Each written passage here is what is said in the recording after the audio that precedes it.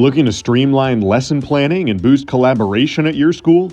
Meet ACSI strategic partner EduSphere, a cutting-edge curriculum mapping and management platform built to support daily teacher workflows and elevate instruction across your campus. Say goodbye to scattered plans and hello to smarter teaching with EduSphere. Learn more at edusphere.com. Hi everyone, I'm Josh Warden with ACSI's Stronger Together podcast.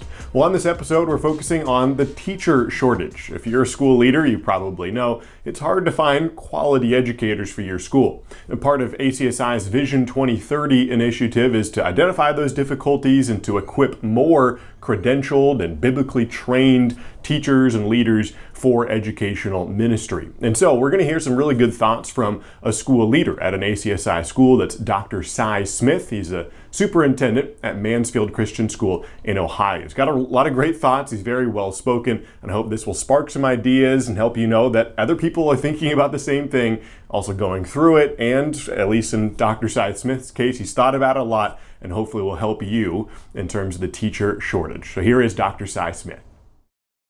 Teacher shortage is the new reality for educators and those of us in the school business, just as it is for really any other business that's out there. I mean, really the landscape for employees has just significantly changed. And it's my contention that as school leaders, we have to think more like business owners in this regard and be asking ourselves, what would a business owner be doing in an employee shortage situation or an employee crisis? And I think in education, we just haven't walked down that road for quite some time. But that is, again, like I said, our new reality. And I see this now as a horizon issue for us, something that we're going to have to be very proactive in and not necessarily reactive. In other words, I've been doing this for over 30 years. And the old mindset used to be when you have a teacher opening, let's say, you would, the principal or the person closest to that job would go to those customary areas where they might post and look for those positions, and they would fill that job, often outside of any other circle within the school.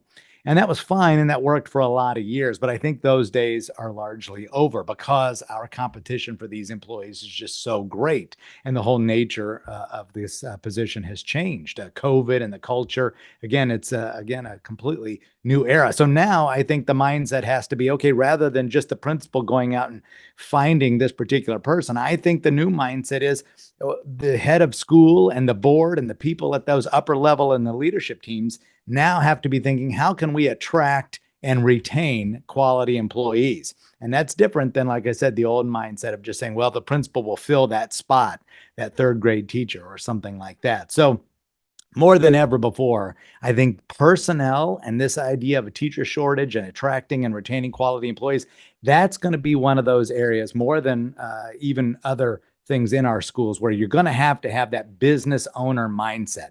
How can I attract and retain quality employees? And that starts at the board level, at the school head level, and we've got to put in some of those processes and procedures to make this doable. It doesn't start with, wow, where am I going to find a third grade teacher and where is that pool of third grade teachers? No, it's where am I going to find those quality employees and how do I keep them? How do I make sure they have an excellent experiences? And this is, of course, what business owners do because they want to keep that business surviving and thriving well into the future. So they don't want people to leave, obviously, on a yearly basis or a monthly basis. They want to make sure that this is a great place to work. So we're going to have to steal some of those strategies from our businesses and say, how do we market to find qualified employees? And don't limit yourself, in my opinion, to educational circles only. In other words, be thinking, where are the employees at? Well, the educational employees are also out there on social media, and they're also on Facebook, and they're on Instagram, and they're on LinkedIn, and you might have to think about taking Google ads out, or maybe you have hiring banners on some of the local websites or things like that, or even national websites. But you're thinking, if I was filling a restaurant or a business or an IT position or something like that, I'd want to attract some of these people nationally. And of course, we're going to have that same mindset. And yes, it's teachers we want and people with an education background. But again, where are they at? And so I might have to look outside of those educational circles, streaming services. You may want to even do a commercial or something like that, that again is innovative that you haven't done.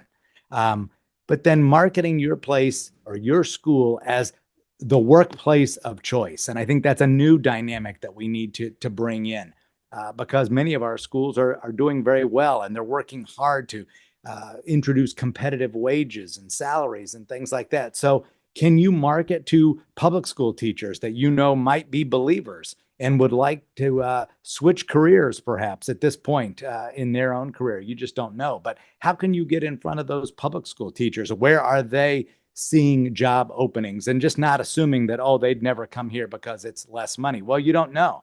And like I said, several of our schools are doing much, much better. And if you can get within maybe 10,000 of where they were and demonstrate that you have good benefits and things of that nature, they might be willing to say, you know what, I'd love to work at a Christian school, but you didn't know it because you didn't advertise that you were looking for employees. And we've kind of really gone to that angle here at Mansfield Christian and saying, hey, this is a great place to work.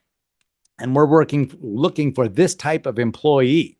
And then they might be more apt to click on that button and check us out on that website and find more information instead of saying, hey, we're looking for a third grade teacher at Mansfield Christian. Well, what kind of place to work is Mansfield Christian? And how can we market that much, much different? How do you stand out? How do you make sure that when you are in a competitive educational marketplace, how do you make sure that your school is separated from some of the others? Well, again, I think this is a great time to think like a business owner. What are incentives are out there in the world of business that you can copy and you can move over into education as well? For instance, a lot of schools now are saying, hey, how about a starting bonus? Maybe not necessarily signing because that's in the spring, but you start in the fall. So how about a starting bonus of $2,000? For most of Gen Z and millennials, everyone offers a starting bonus. So why schools don't do that as well? I think we're a little late to the game on that one. How about grad school reimbursements? And of course, you have to budget for these things, but up to a certain amount.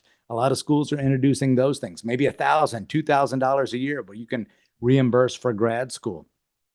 Increasing those starting wages, of course, to be competitive there.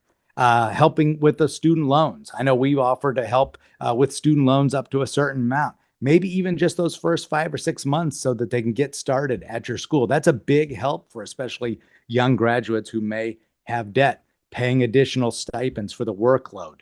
Moving expenses, of course, you can cover those. And then better retirement matches and things of that nature. So when you go to those college fairs or career fairs and you go to places where you're competing with other schools, do you have a list of bullet points that really can separate you from the others and say, boy, these are all the added features of working at your school and taking a position there. This is a great place to work, and here's why.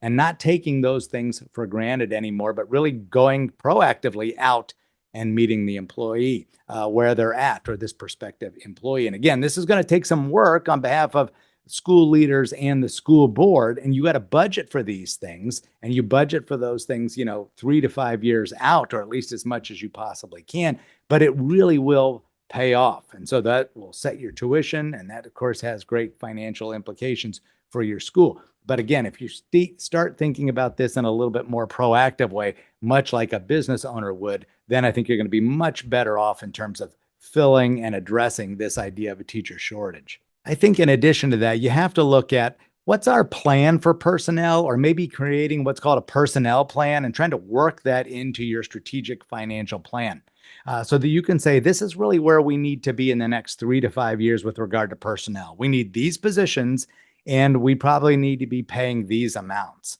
And so how do we, as a school board and leaders, again, work that into our strategic financial plan and then let that drive some of those things that you're doing? Again, trying to be as proactive as you possibly can, and letting that determine your tuition, for instance. A lot of people will often ask me that question. Hey, how do you determine tuition? A lot of times it's cost of living plus 2 or 3%. And that may be true, but you may need to rethink that based on, again, where you need to be with personnel, because I just don't think personnel can be that secondary issue that it used to be. I think that old thinking that, way there's got to be a third grade teacher out there, or there's got to be a junior high math teacher out there somewhere, we just got to find them. I just think those days are over. Again, this new mentality of a business owner mindset says, how do we make sure that this is the best place to work for the people that are perhaps in our geographical area, or the people who might be moving into our state? So if we're not there yet, and maybe it's too big a leap to say, wow, we can jump up those starting wages by $10,000 to be competitive. Okay. But can you put a plan in place over the next 3 to 5 years to get there and then adjust everybody else accordingly? And then how, of course, are you going to increase your revenue to meet that need? Again, big picture mindset will go a long way in solving this problem. I think the other area too we need to keep in mind is partnering with some of our colleges. We're trying to do more and more of that in Ohio. But listen, these colleges need your students, and they know that full well. So they're trying to think of creative ways to get these high school kids to go to those colleges. And likewise, we need those education majors, which are few and far between today. So can you meet with some of these college leaders and talk about, listen, how can you help us fill our classroom needs? And in exchange for that, we can help market your school a little bit more to our families. They are desperately seeking for ideas there and searching for partnerships at that college level. So don't look past your colleges that might be in your state or in your region, because they are, again, anxious for kids just as much as you are for teachers.